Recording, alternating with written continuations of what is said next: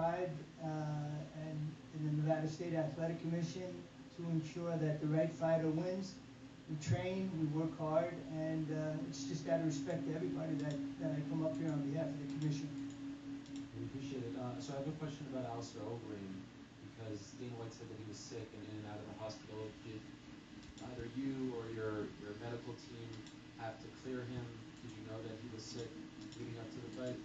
Yes, I won't specifically comment on his medical condition, but it was brought to my attention I don't know, an hour or two after I arrived at the arena. We discussed it. There were no violations, and according to what's conducted for the what's on the WADA prohibited list, I did have one of my outstanding, and pardon my modesty, but he is an outstanding doctor, a ringside physician.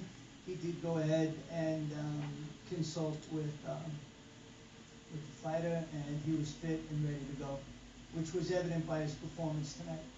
I just had two other questions. Please. After the weigh-ins yesterday, there was some talk that they were trying to keep Ferguson on the card against Michael Johnson. How would that have worked if we were past the 2-hour weigh-in window, 9 to 11 a.m.? How would he have been allowed to compete if the deal was struck?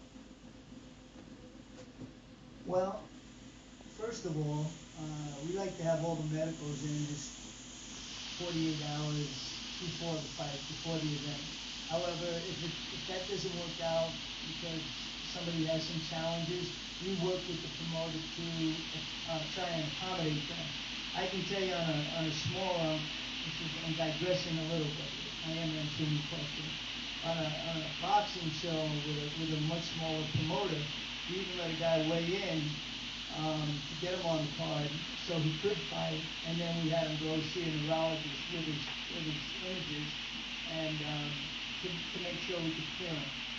The fact that the weigh-in was over and this was a little bit different, we would have made arrangements, which we did. We set up the minute the initial weigh-in was over. We had a security person on the scale for the weights and measures to make sure nobody played any games with the scale. Had them maintain the surveillance log, and we were actually going to weigh him in.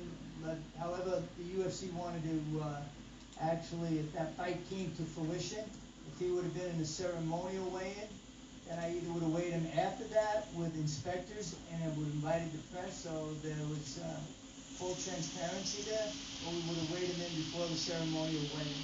And that's just out of respect to the sport, the fighter, and actually to Ferguson. He trained real hard. They had an opportunity to put somebody else in, and for whatever reason, you'd have to ask the UFC, that didn't come to fruition. So we just try to be customer service oriented. And they're a great client, just like many of the other promoters are. And finally, to the best of my knowledge, Nevada hasn't adopted the new rules. That's correct. Could you explain why, and do you think that in 2017 that time will come? Yes, that will definitely come. That's a decision that is made by the commissioners, not by myself.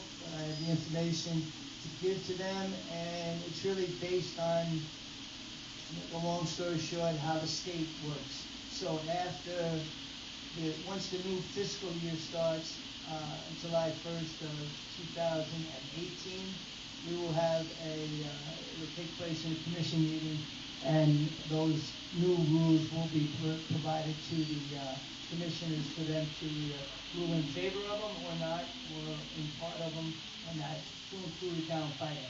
And just for your edification, before every fight, MMA fight, we let them know that we didn't adopt those rules yet.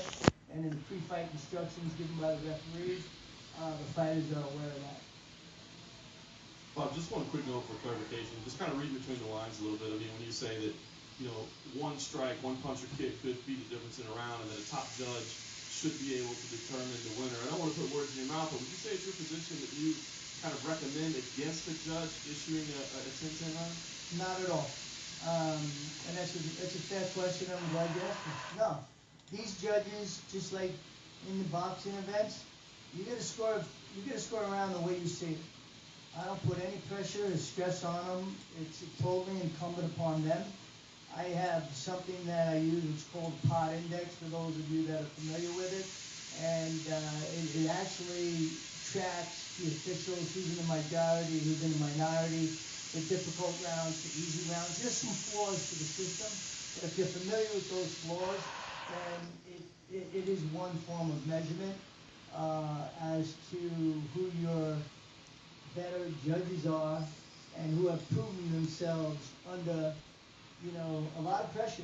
Like tonight's a big time fight for those judges. Don't think for a second that, it's very easy for somebody to say, hey, I saw it 3-2 this way or that way. If you put your butt in that